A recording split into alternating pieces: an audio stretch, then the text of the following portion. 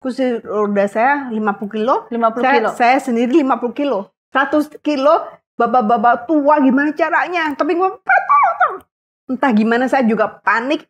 Dia bisa ngangkat turun dari kereta. Kursi Terus rodanya bersama dengan ibunya diangkat. Yes. Dan ketika saya lihat ke belakang, mati. Pintu tertutup, kereta jalan. Aduh gitu kan. Saya mau lihat ke belakang karena mau minta terima kasih, arigato, thank you gitu ya. Lihat ke bawah, apa yang terjadi? Tidak ada orang.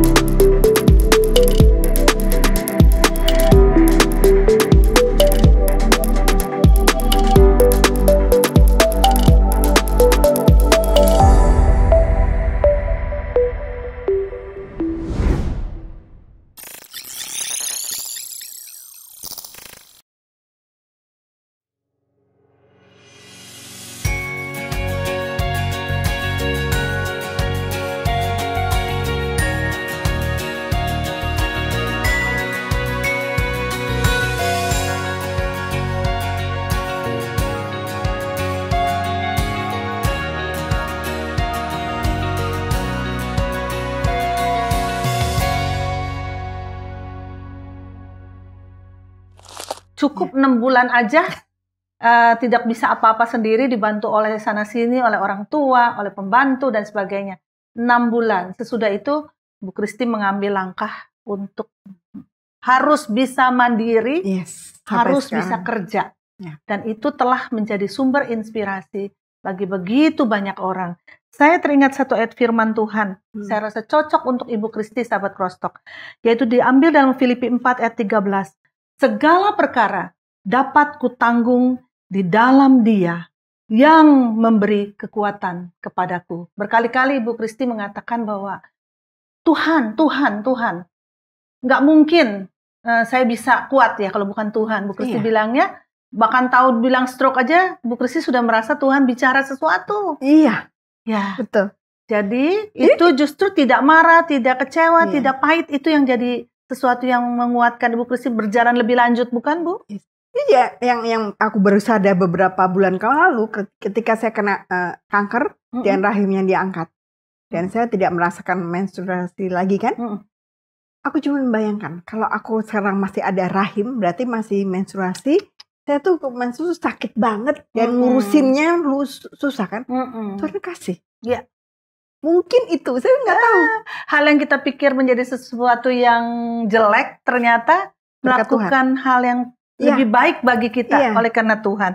Oke, nah Bu Kristi, saya lihat setelah itu bukan hidup untuk diri sendiri ya. Jadi Bu Kristi melakukan banyak sekali aktivitas.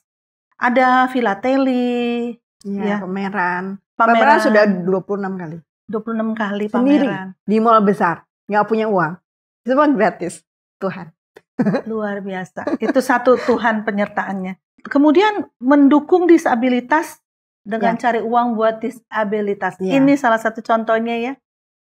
Nah, boleh cerita sedikit Bu? Oke, ini saya sekarang jadi kayak memantau teman-teman disabilitas di banyak yayasan ya. Ini salah satu yayasan namanya Precious One. Precious One. Mereka membina teman-teman tuli.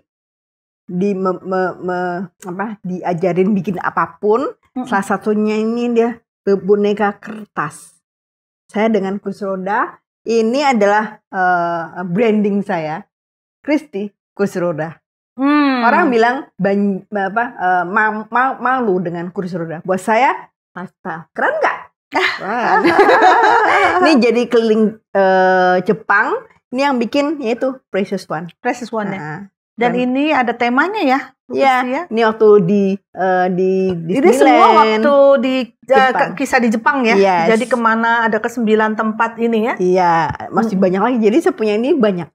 Jadi saya bikin, ini kan ada dana ya, artinya saya ini kan untuk mereka untuk dana untuk tuli kan. Itu salah satu cara saya untuk memberikan, saya nggak punya uang banyak, tapi apa yang saya bisa lakukan? Saya beli ini, saya sebarin kemana-mana, saya berikan pada orang sebagai kado, kayak gitu misalnya. Terus saya jualan juga dulu, pertama kali ada baju-baju bekas saya jual 10.000, 20.000 sampai puluhan juta saya bagikan. Terus habis itu lama emang nanti gimana baju saya habis kan? Yang dijual tuh baju pribadi, Bu. Iya, karena saya pemakai Apik. Saya tidak pernah beli, nggak pernah rusak, tapi disimpan. Iya. Nah, setelah habis, bingung. Apalagi akhirnya memberdayakan mereka tanya, Mbak bisa masak nggak? Bisa, coba dong masak.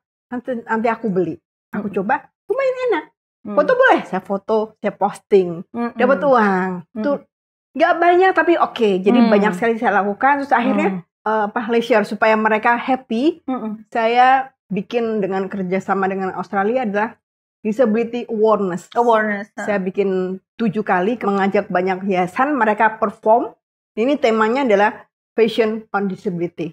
Jadi mereka pakai kursi roda, pakai walker, tapi pakai gaya. Yang ini itu yang bikin adalah anak-anak grahita hidup aja susah, nggak ngerti. Tapi dia bikin jahitan, dia pakai dan lenggak-lenggok di catwalk.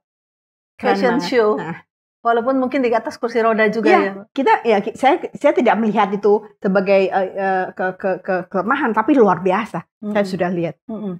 Puji Tuhan. Terus apa lagi yang bisa saya bantu untuk disabilitas?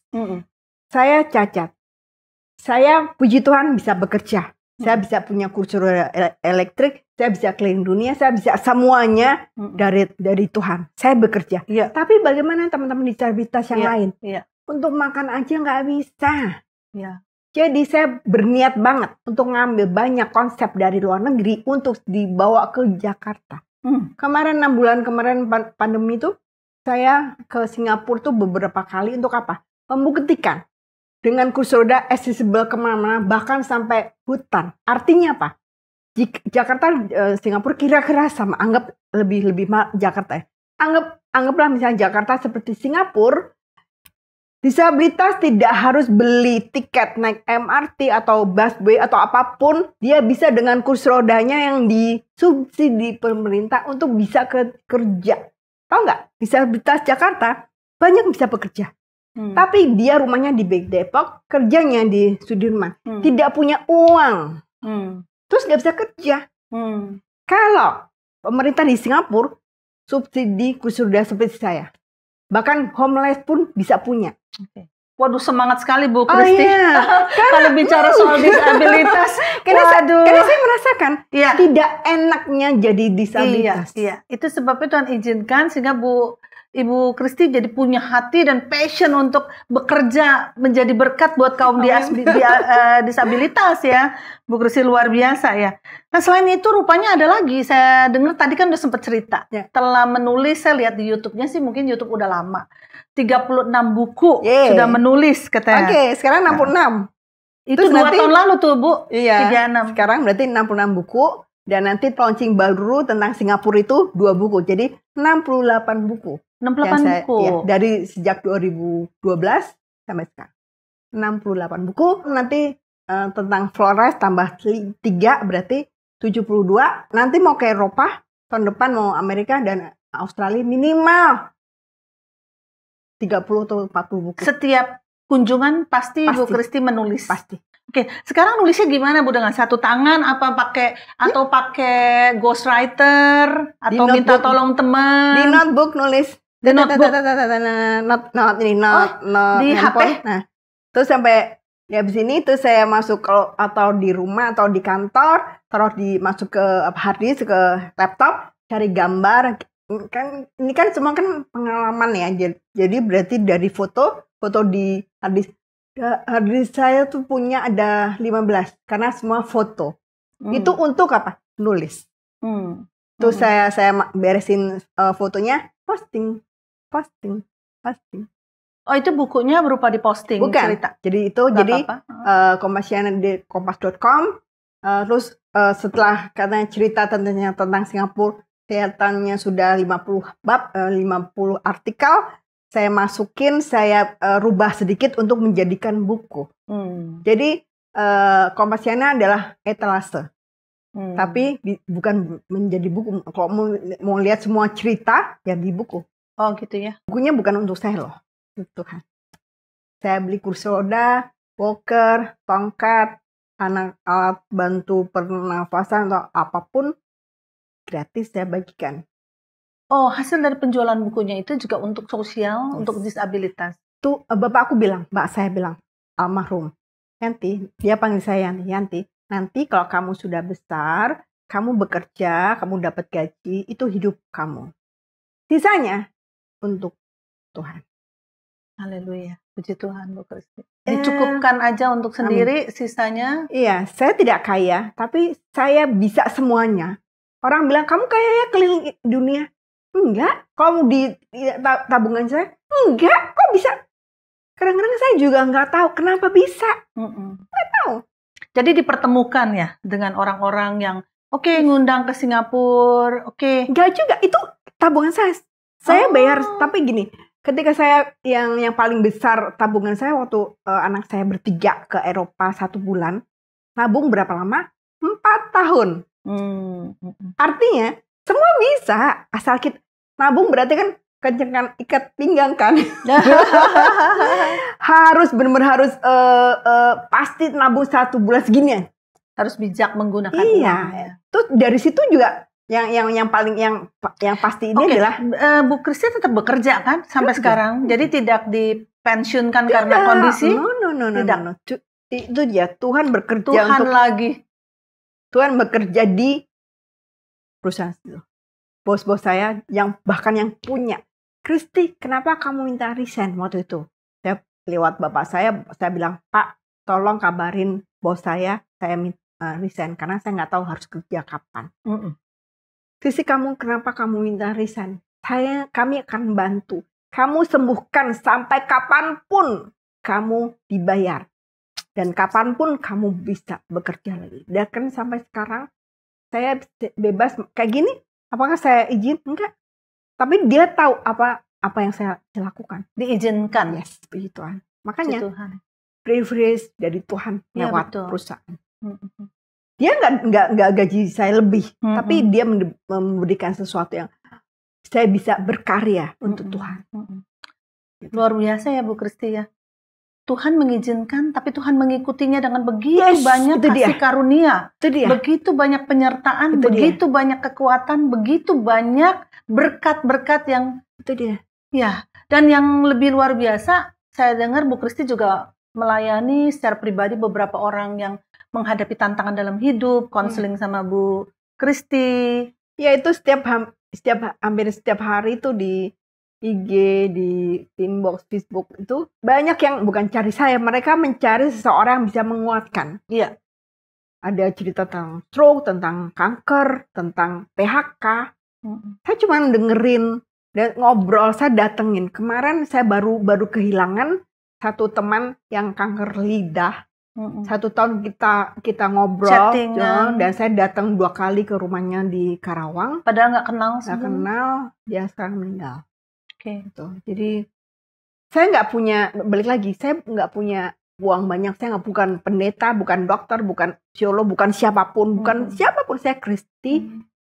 Tapi Tuhan kasih kesempatan untuk saya bisa berkarya dengan keadaan saya yang sangat terbatas. Ya. Jadi sahabat Crosstalk, bagi kita yang tidak punya masalah dengan kondisi kesehatan dan fisik kita, rasanya kita perlu untuk sejenak merenung gitu ya. Bagaimana hidup kita saat-saat ini, apakah kita lebih banyak mengeluh sama Tuhan, padahal mungkin apa yang dialami Ibu Kristi itu berlipat-lipat kali lebih daripada kita. Bu Kristi melakukan banyak hal tanpa pamrih, tanpa minta untuk dibayar, tanpa minta untuk dikasihani, disupport dalam segala hal, tapi beliau keinginannya adalah memberi menjadi berkat. Dan itu adalah sebuah inspirasi yang luar biasa bagi kita, sahabat Crosstalk. Anak-anak Tuhan, apapun yang terjadi dalam hidup, janganlah lupa bahwa Tuhan mengizinkan ini semua terjadi karena dia punya rencana yang jauh lebih besar. Dan kalau kita menerima, berjalan di dalam rencananya, maka ada hal-hal luar biasa akan dia buktikan bahwa dia tidak meninggalkan kita berjalan sendirian. Ya. Bu Kristi, pengalaman bersama Tuhan itu luar biasa ya. Kalau diceritain mungkin panjang banget juga. Nih.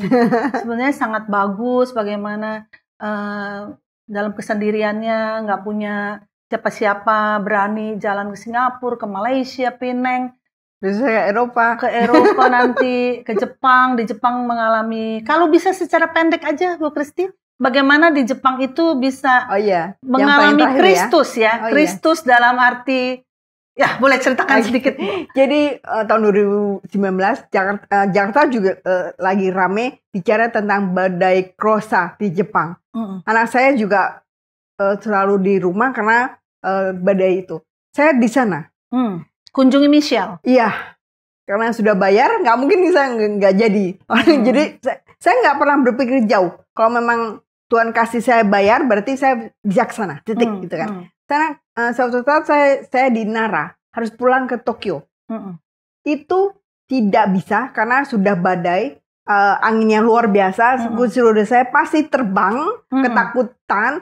Saya cuma bisa mundur belakang, berdoa. Semua rame, ribut, udah maki-maki, banyak bule kan. Saya cuma bicara, Tuhan, saya nggak tahu harus gimana. Saya nggak tahu harus di mana. Itu angin yang luar biasa, takutan. Akhirnya saya diam, tenang. Oke, saya buka matanya. Ada seseorang, perempuan kecil. Katanya petugas stasiun. Dia bilang, Bu, ma'am, what can I do for you? Bahasa Inggris. Di sana tidak ada bahasa Jepang, bahasa Inggris. Tidak ada bahasa Inggris sedikit sekali orang bicara Inggris ya, di Jepang. Itu. Saya gila, saya cerita. Terus tiba-tiba dia ngomong lagi, Ibu, saya bisa bahasa Melayu. Gila banget, ini Tuhan dimalain Tuhan. Saya cerita, oke, saya akan antar Ibu ke satu stasiun kecil, naik bis 2 kali, saya payung Ibu karena badai. Nanti bisa ke Tokyo. Oke, saya ikutin karena kereta saya sudah hangus, uangnya tuh 1 juta sekian gitu. Saya sampai sana dia bayarin. Saya ganti waktu itu nggak ada. Oke, nanti aku kirim gitu kan. Saya minta nomor teleponnya, saya foto namanya Hyoko. Saya sampai Tokyo, saya bilang sama anak saya, tolong bilang sama ini nomornya, kirim foto ini, terus minta nomor rekening supaya mama bisa bayar, gitu kan. Anak saya telepon bolak-balik, mama nggak ada nomor itu. Oke, kamu telepon stasiun Nara, tolong cari Yoko, minta nomor nomor rekeningnya. Ditanya, mama nggak ada namanya Yoko. Apakah itu Yoko benar? Atau malaikat Tuhan? Yang Tuhan kirim? Tuhan sendiri datang. Ya, dalam wujud Yoko. Oke, yang kedua, kata ada 3 kisah. Nah, satu itu yang kedua tuh waktu saya naik kursi roda kan di charge. Satu saat karena semangat itu ngebut, energinya cepat habis kan. Saya lagi nyebrang di Shinjuku besar sekali di atas zebra cross. Berhenti kursi rodanya. Mati. Aduh, mati aku. Baterainya habis. Yes. Ini kanan kiri depan belakang itu mobil. Kupikir aku mati di sini. Aku bisa ditabrak. Itu benar loh. Ya ramai sekali Shinjuku ya. Gila, mati aku. Nggak tahu. Saya nggak tahu. Nggak berani. Nggak berpikir untuk berdiri. Pasti jatuh. Jadi cuman diam. Doa Tuhan. Saya nggak tahu gimana. Orang-orang mungkin lihat saya. Mungkin. Atau tidak. Karena dia kan orang Jepang. Sibuk dengan handphone. Atau buku. Jalan tanpa lihat kanan kiri. Itu cuman kira-kira setengah jam, 1 jam. Tapi kok nggak mati. Ternyata itu ada sisa energi. Saya mundur. Jadi mau pulang. Jadi tadinya mau ke sana, pulang. Gila. Itu pasti Tuhan. Mobilnya dibelokkan ke sana ke sini supaya tidak nabrak. Tidak, oke. Ya kan? Iya, oke. Nah, yang ketiga. Dari situ kan saya pulang dong dari Shinjuku ke Funabashi Hotel tuh 1 jam. Dan saya biasanya minta petugas untuk di telepon di sana untuk dijemput pakai chopper. Karena kan antara kereta dan peron tuh ada jarak. Gitu. Di sana ternyata gak dijemput.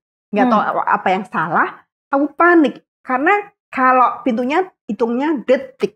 Paling cepat, paling lambat 1 menit. Itu satu gerbong cuma 3.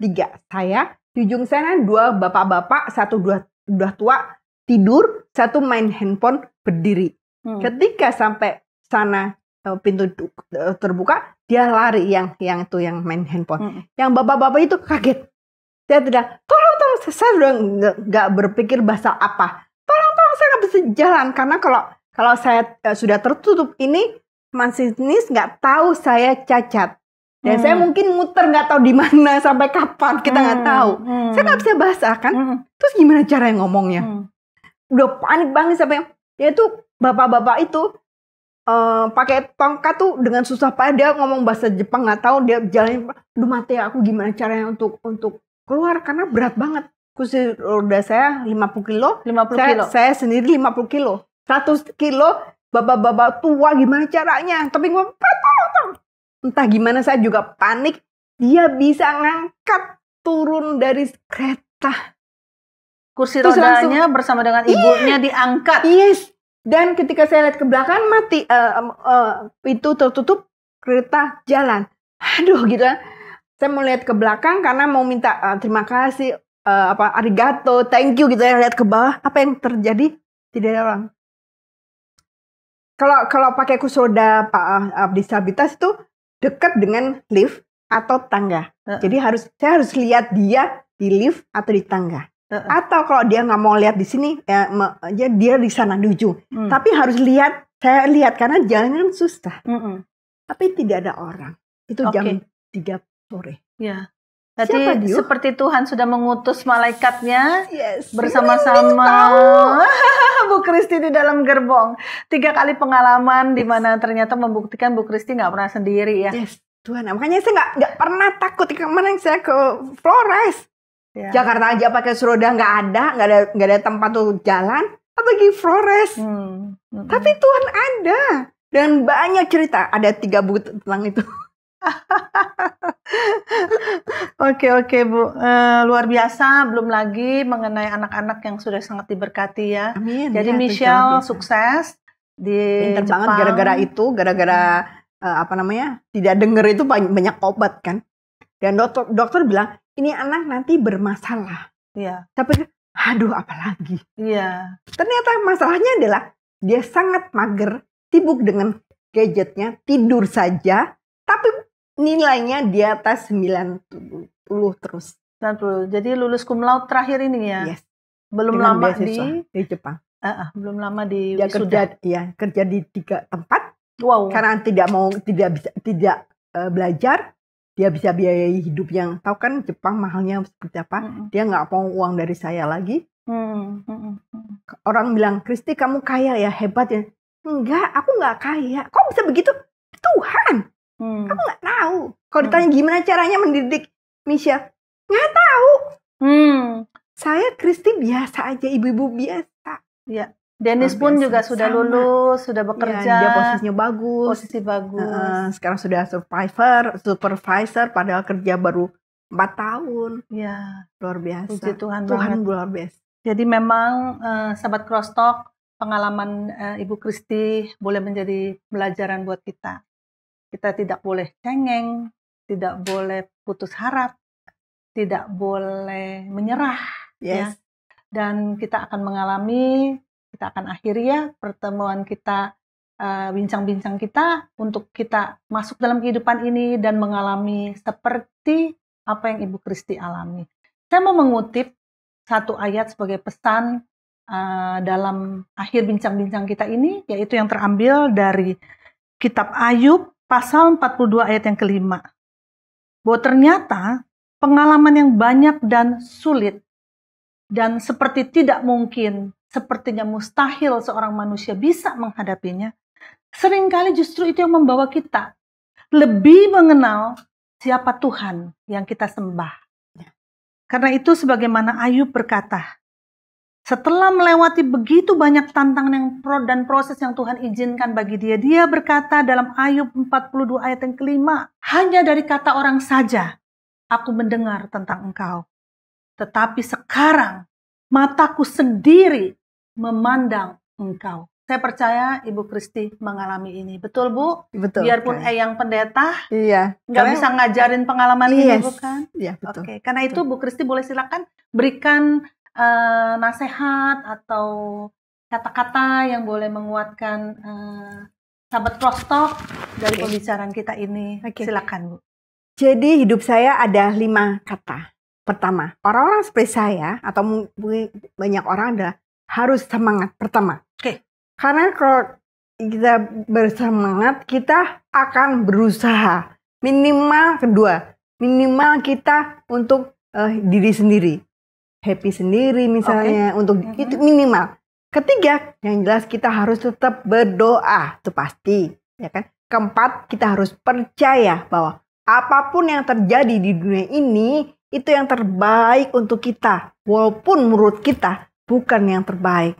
Bahkan yang terjelek. Emang saya mau cacat? No. Tapi ini Tuhan kasih, ini yang terbaik. Karena kalau saya tidak cacat, saya nggak di sini. Nggak cerita, nggak apa-apa. Nggak punya kesan tentang Tuhan. Yang kelima yang membuat saya happy, bersyukur. Kalau kita bersyukur dengan apa yang kita punya, luar biasa. Ya. Saya sekarang hidup sendiri dengan 5 ekor kelinci, nggak punya anak yang sudah sibuk, 2 anak orang tua sudah nggak ada, adik-adik saya jauh, sedih. Tapi dengan saya bersyukur, happy. Saya main dengan kelinci setiap hari. Dia nakal, iya, tapi seneng banget. Ketemu teman baru. Iya kan? Kalau kita bersyukur, itu luar biasa. Amin. Baik. Jadi bersyukur itu luar biasa. Ya.